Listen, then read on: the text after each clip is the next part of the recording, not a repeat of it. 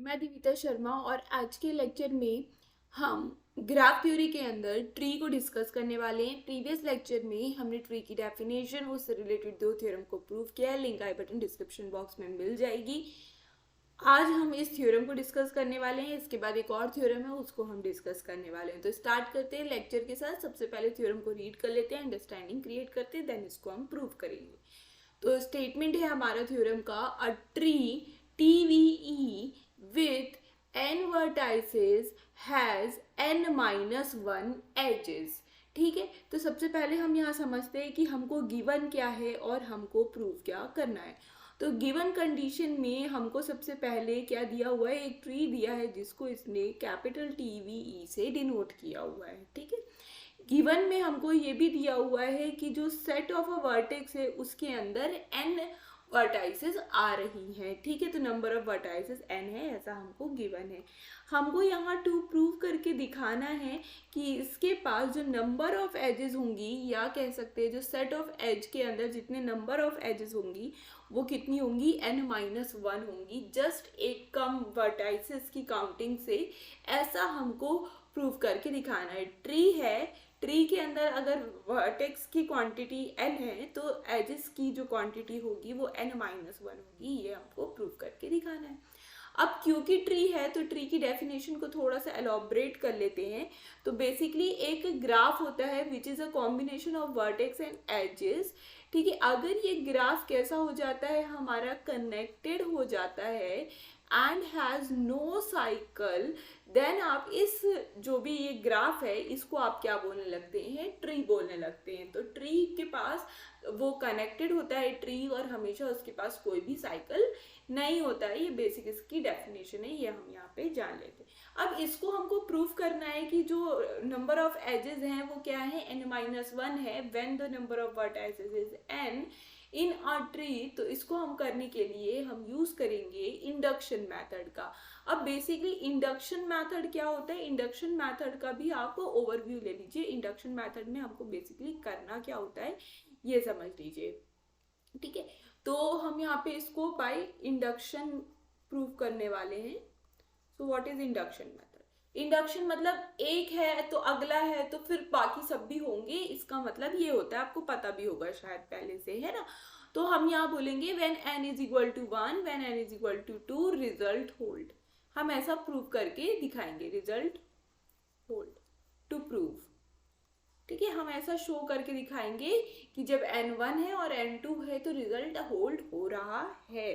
ठीक है, result hold हो रहा है, इसका मतलब हम दिखाएंगे जो नंबर ऑफ एजेस होंगी वो कैसी होंगी, n1 के केस में 0 होंगी और नंबर ऑफ एजेस n2 के केस में कितनी होंगी, 1 होगी। ऐसा हमको दिखाना है प्रूव करके। ठीक है, फिर जैसे ही आपने ये प्रूव कर लिया, ये रिजल्ट होल्ड हो गया, तो आप यहाँ सपोज करेंगे, सपोज द रिजल्ट होल्ड। यहाँ हमको प्रूफ करके नहीं दिखाना, हम यहाँ पे सपोज कर रहे हैं कि जो रिजल्ट है वो ऑटोमेटिकली होल्ड होगा when number of vertices n is equal to में k। जब नंबर ऑफ वर्टाइसेस k होंगी, अगर नंबर ऑफ वर्टाइसेस k हैं, दिस मीन्स रिजल्ट होल्ड हो रहा है, तो इसमें नंबर ऑफ एजेस कितनी होंगी, k-1 हो जाएंगी, क्योंकि यहाँ रिजल्ट होल्ड हो रहा है।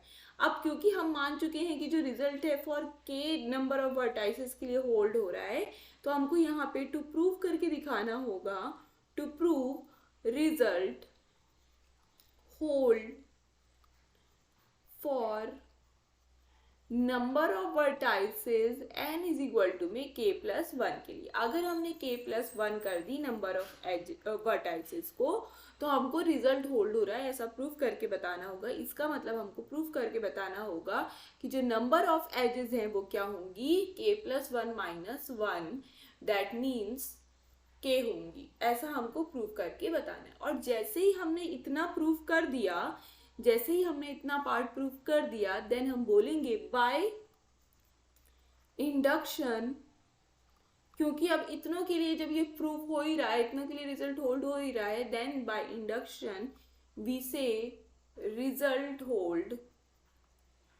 वी से result hold for number of vertices n।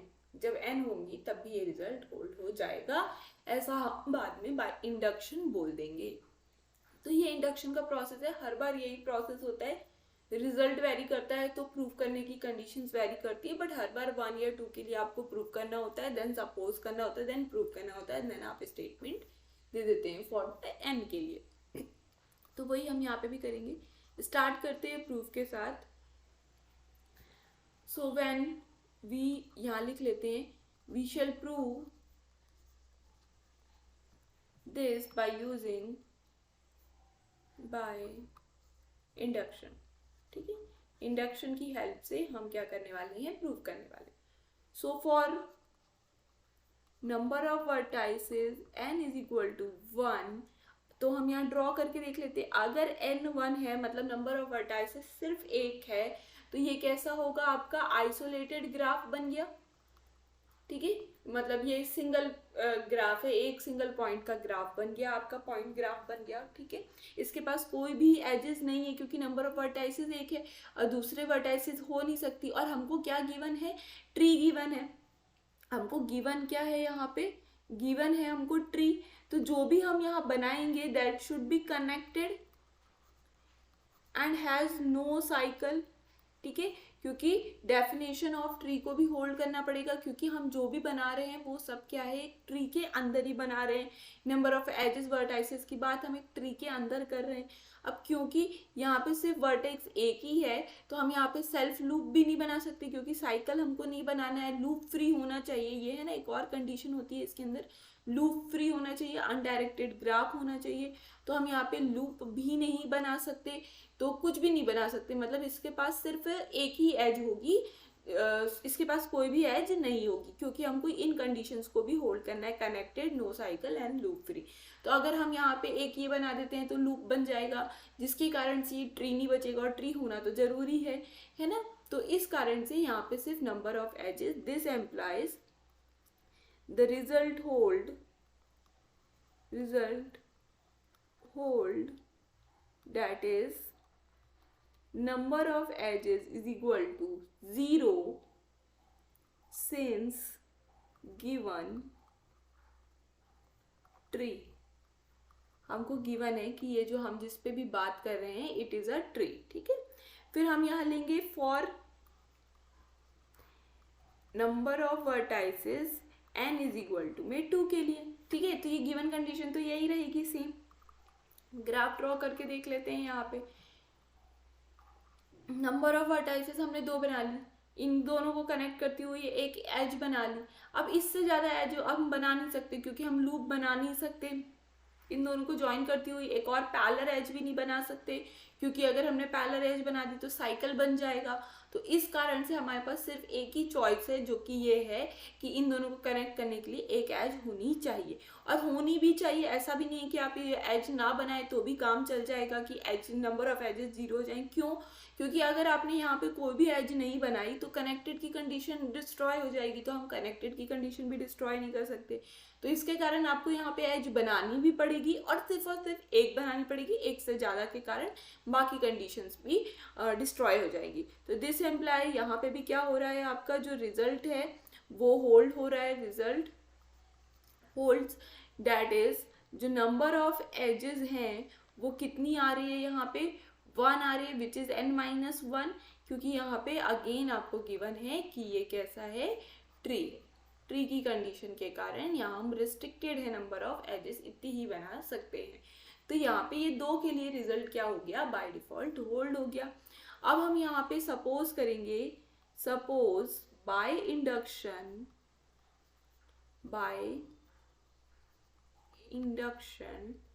that when number of vertices n is equal to k, the result hold. The result holds. That is जो number of edges होंगी that is k minus 1. Now to prove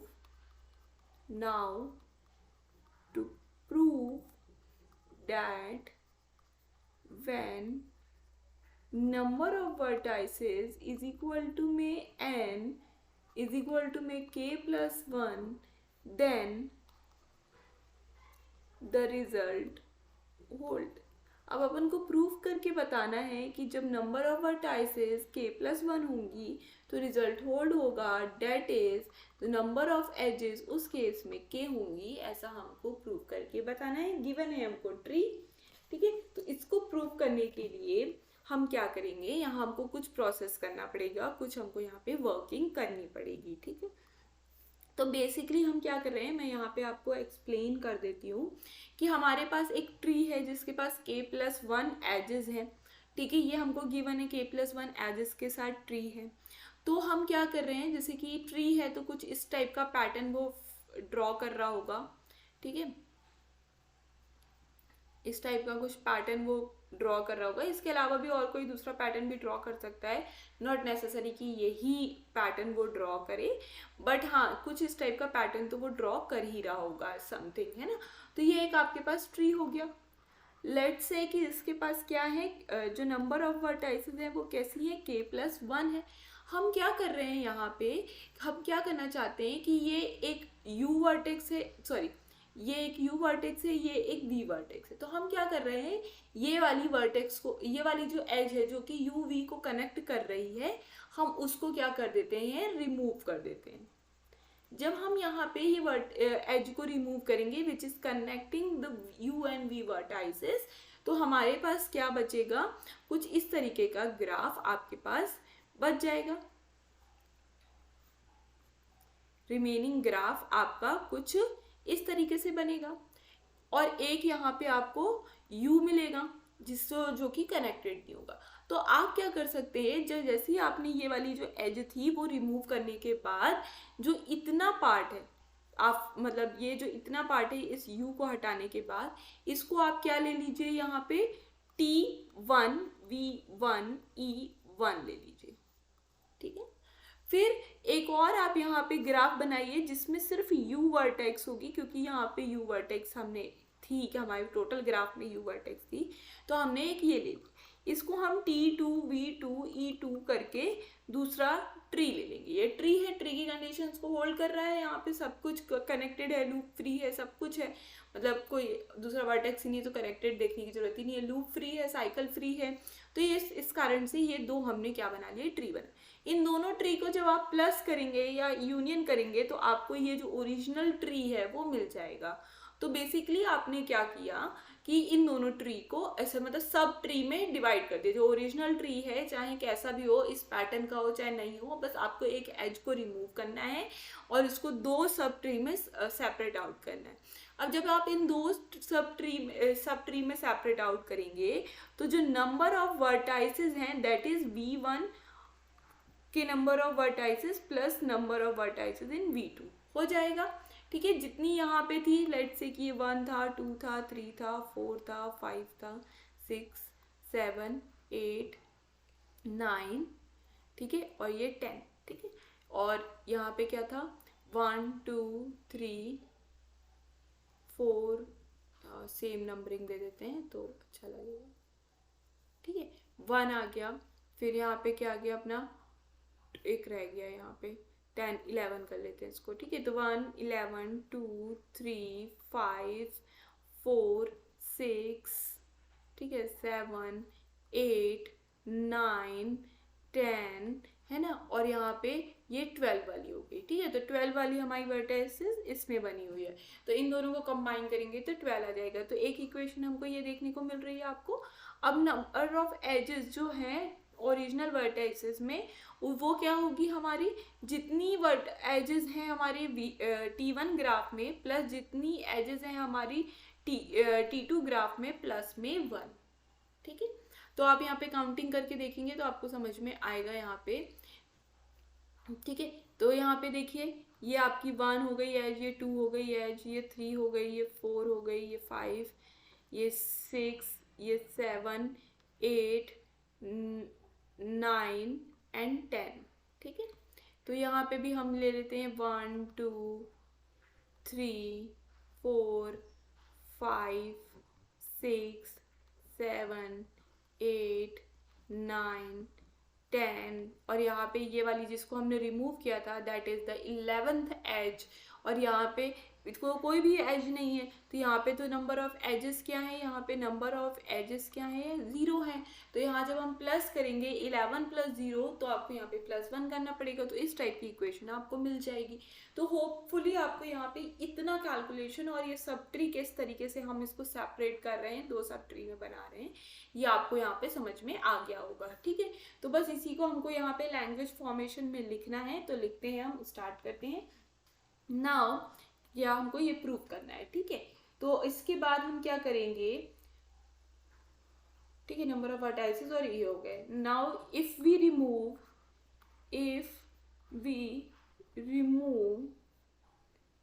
an edge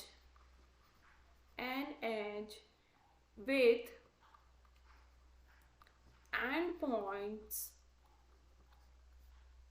u and v from T, मतलब जो given हमारा जो tree है उसमें से हम क्या कर रहे हैं, एक एज को रिमूव कर रहे हैं। then we left with two subgraph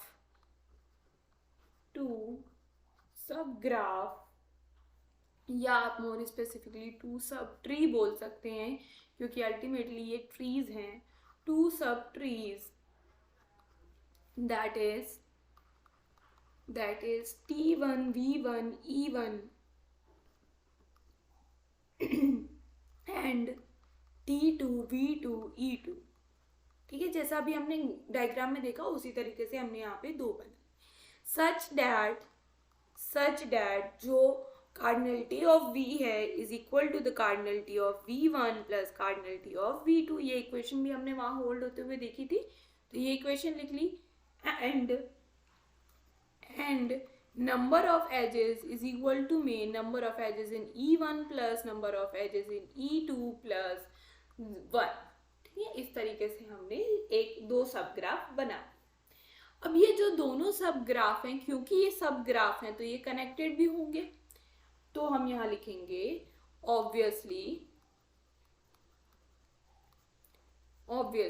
T1 and T2 are connected. क्योंकि ये सब ग्राफ हैं तो ट्री हैं तो ये कनेक्टेड होंगे विथ नो साइकिल। इनके पास साइकिल भी नहीं होगी, क्योंकि जब T के पास ही साइकिल नहीं है तो T1 एंड T2 के पास हमने कुछ नया ऐड तो किया नहीं है, उसी में से हमने कम करके 2 सब ग्राफ में इसको सेपरेट आउट किया है, तो इसके पास भी साइकिल नहीं होगी। ठीक है, एंड जो number of vertices in V1 है वो कैसी होंगी, स्ट्रिक्टली लेस देन n होगी, क्योंकि आप सब ग्राफ बना रहे हो तो जितनी ओरिजिनली आपके पास नंबर ऑफ वर्टाइसेस थी उसमें से आपने क्या किया, एक वर्टेक्स को हटा दिया, जैसे हमने U वर्टेक्स को हटा दिया था। तो अगर मान लीजिए कि पूरे टोटल के पास अगर n वर्टाइसेस थी, तो जब हम यहाँ पे V1 बना रहे हैं तो उसके पास कितनी वर्टाइसेस होंगी, n-1, या फिर और भी कम हो सकती है, हम ज़्यादा वर्टाइसेस हटाएंगे तो हम यहाँ बोल सकते हैं कि n से कम होंगी। ठीक है, एंड यहाँ पे जो V2 के पास नंबर ऑफ वर्टाइसेस है ये भी स्ट्रिक्टली लेस देन n होगी। तो हमने यहाँ पे क्या लिया हुआ था, हमने यहाँ पे जब इंडक्शन हम लगा रहे थे तो हमने बोला था सपोज, ये सबसे पहली लाइन देखेंगे, सपोज बाय इंडक्शन जब भी हमारी जो V होगा, जब भी हमारा जो नंबर ऑफ क्या कहते हैं वर्टाइसेस अगर V होगा विच इज लेस देन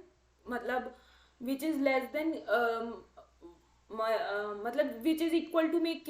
ठीक है, अगर वो इक्वल टू में k होगा तो रिजल्ट अपने आप बाय डिफॉल्ट होल्ड हो जाएगा। ठीक है, अब हमारा यहाँ पे क्या है, k+1 है, तो जो नंबर ऑफ वर्टाइसेस हैं मोर अप्रोप्रिएटली हम n की जगह पे हम क्या लिख लेते हैं, यहाँ पे k+1 से कम होगी।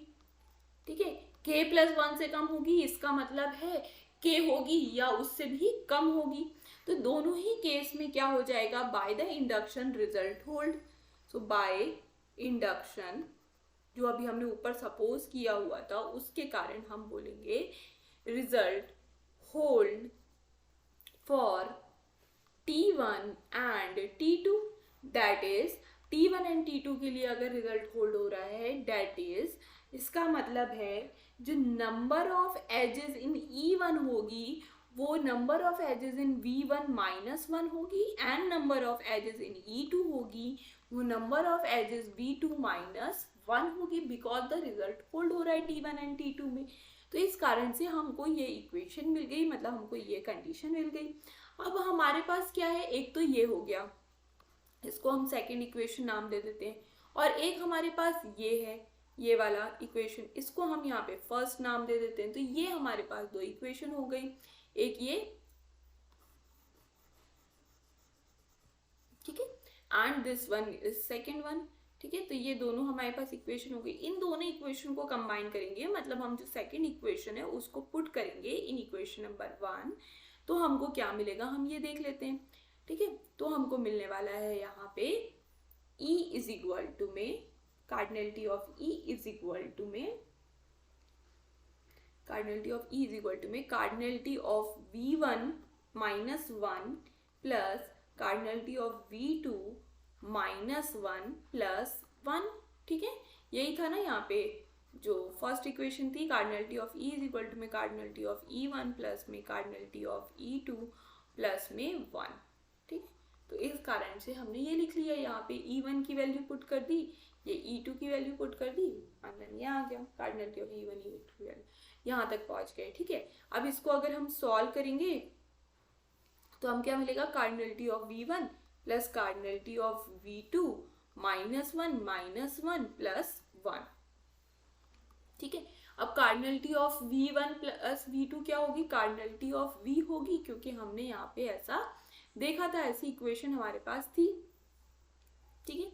ये वाली इक्वेशन थी हमारे पास, V इज इक्वल टू में कार्डिनलिटी ऑफ V1 प्लस में कार्डिनलिटी ऑफ V2, तो इसी का हम यहाँ यूज करते हुए ये स्टेटमेंट लिख देंगे, दिस इज इक्वल टू में the cardinality of V।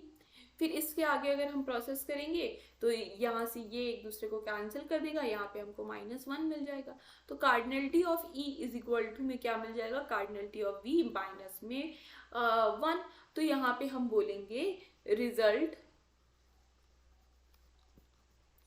Hold, hence the result hold, hence result क्या हो गया, होल्ड हो गया। फॉर नंबर ऑफ वर्टाइसेस कितनी है, k+1 है, therefore by induction result holds for n। जब नंबर ऑफ वर्टाइसेस कैसी होंगी, आपकी n के बराबर होंगी, तब भी ये क्या हो जाएगा, रिजल्ट क्या हो जाएगा, आपका होल्ड हो जाएगा। ऐसा आप बाय इंडक्शन बोल सकते हैं। तो होपफुली आपको यहाँ पे ये पूरा इंडक्शन का प्रोसेस समझ में आ गया होगा, किस तरीके से हमने सब ग्राफ बनाया, किस तरीके से हमने दोनों कंडीशन ली, एंड किस तरीके से हमने यहाँ पे इंडक्शन को अप्लाई किया, ठीक है। एक छोटा सा प्रूफ और है, वो भी देख लेते हैं। तो ये थ्योरम है, थ्योरम का स्टेटमेंट कुछ ऐसा है, any connected graph with n vertices and n-1 edges is tree। तो वही सेम चीज है, बस अब हम इसको रिवर्सल कंडीशन में देख रहे हैं। तो यहाँ पे जो हमारा गिवन है वो हमको गिवन है एक ग्राफ, ठीक है। वो ग्राफ कैसा है आपका, यहाँ पे कनेक्टेड है। कनेक्टेड होने के साथ जो ग्राफ होता है is a combination of vertex and edges. तो नंबर ऑफ वर्टाइसेस n है, और जो नंबर ऑफ एजेस है इसमें n-1 ही रहेगी, कंपल्सरली इतनी ही रहेगी। देन आपको यहाँ पे टू प्रूव करके बताना है कि ये जो ग्राफ है वो मोर स्पेसिफिकली क्या है, एक तरीके का ट्री है। अगर किसी ग्राफ को ट्री बनना है तो उसको ट्री की डेफिनेशन होल्ड करनी पड़ेगी। तो ग्राफ ट्री कब बनता है, जब ग्राफ कैसा होता है हमारा, लूप फ्री होता है, लूप फ्री, नो कनेक्टेड होता है, एंड नो साइकिल। उसके पास ये तीन कंडीशन होनी चाहिए, अगर उसके पास साइकिल भी नहीं होना चाहिए, ठीक है। तो हमको ये वाली कंडीशन तो दी हुई है, क्योंकि हमारे गिवन कंडीशन में है कि ग्राफ कैसा है, कनेक्टेड है, ठीक है, लूप फ्री है, ऐसा हमको बताना है, और इसके पास कोई भी साइकिल नहीं है, ऐसा हमको बताना है। जैसे ही हमने ये वाली बात बता दी तो वैसे ही हम बोल देंगे जो ग्राफ है वो ट्री, और जो हमको प्रूफ करना है वो प्रूफ हो जाएगा। तो ये नो साइकिल दिखाने के लिए हम किसकी हेल्प लेने वाले हैं, ये जो number of edges and number of vertices दिया है इसकी हेल्प लेंगे, और इसकी हेल्प से हम बताएंगे कि इनके पास साइकिल भी नहीं है और लूप भी नहीं है। और जैसे ही हमने ये वाला कंसेप्ट बता दिया वैसे ही हमारा डन हो जाएगा। तो प्रूफ में लिखते हैं, प्रूफ में हम लिखेंगे since minimum number of edges कितनी दी हुई है यहाँ पे, minimum number of edges required for a graph with n vertices to be connected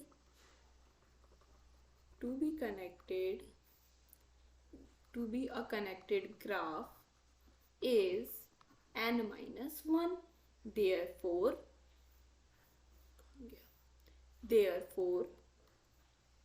a connected graph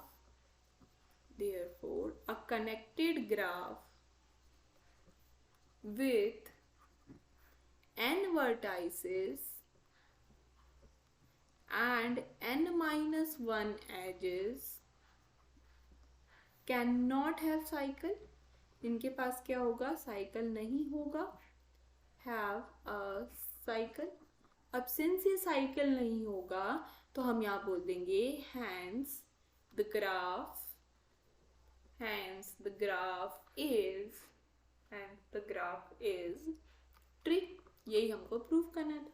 अब क्यों मिनिमम की बात क्यों कर रहे हैं, यहाँ पे इतना सा लाइन ही लिख के क्यों ख़त्म कर दिया, क्योंकि हमको यहाँ पे दिया हुआ है, कनेक्टेड तो दिया है, आपने पहले ही देख लिया है।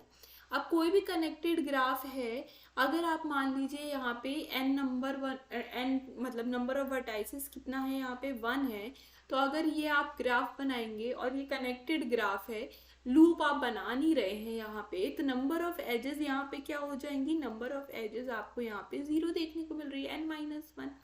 यहाँ पे भी अगर यहाँ पे हम बोल देते कि नंबर ऑफ एजेस क्या है, यहाँ पे 2 पॉसिबिलिटी हैं, ठीक है, या तो नंबर ऑफ एजेस 0 हो जाए या तो नंबर ऑफ एजेस क्या हो जाए, 1 हो जाए। आप एक लूप बना दीजिए, बट यहाँ पे हमको फिक्स कर दिया है कि अगर आपके पास जो n है वो क्या है, 1 है, तो नंबर ऑफ एजेस को क्या होना पड़ेगा, n-1 मतलब 0 होना पड़ेगा। दिस एम्प्लाइज यहाँ पे उसको कैसा होना पड़ेगा, लूप फ्री होना पड़ेगा। और जैसे ही वो लूप फ्री होगा तो ये वाला तो क्या बन गया, ट्री बन गया, क्योंकि कनेक्टेड भी है, लूप फ्री भी है, ट्री बन गया।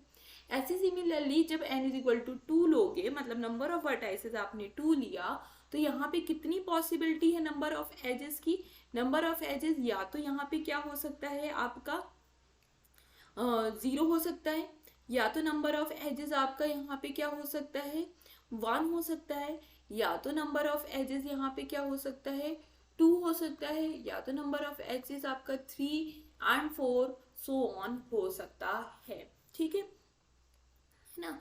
तो यहाँ 0 कब होगा, जब ये आइसोलेटेड ग्राफ बनेगा। यहाँ पे 1 कब होगा, जब यहाँ पे इस तरीके से एक लाइन बनेगी।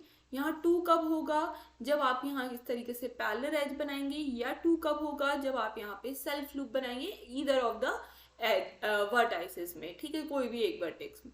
अब यहाँ पे 3 कब होगा, जब आपको पैरेलल एजेस एंड लूप मिलेगा, या दोनों साइड में एक एक लूप मिल जाएगा आपको। एंड 4 कब होगा, जब आपको एक पैरेलल एज मिल जाएगी और 2 लूप, मतलब आपके पास 2 पैरेलल एजेस और समथिंग कुछ इस टाइप का कॉम्बिनेशन बनेगा, तो आप कितनी भी पैरेलल एजेस ऐड करके नंबर ऑफ एजेस को बढ़ा सकते हैं। बट हमको जो गिवन कंडीशन है उसमें हम रिस्ट्रिक्टेड हैं कि अगर आपने n=2 लिया है तो नंबर ऑफ एजेस को 1 होना कंपलसरी है। अब नंबर ऑफ एजेस अगर 1 हो जाएगी तो यहाँ पे भी क्या होगा, लूप नहीं मिलेगा। अब सिंस यहाँ लूप नहीं मिल रहा है और यहाँ पे आपको कोई भी साइकिल फॉर्म होते हुए नहीं दिख रहा है, दैट मीन्स यहाँ पे जो ग्राफ है वो क्या हो गया, मोर स्पेसिफिकली ट्री हो गया।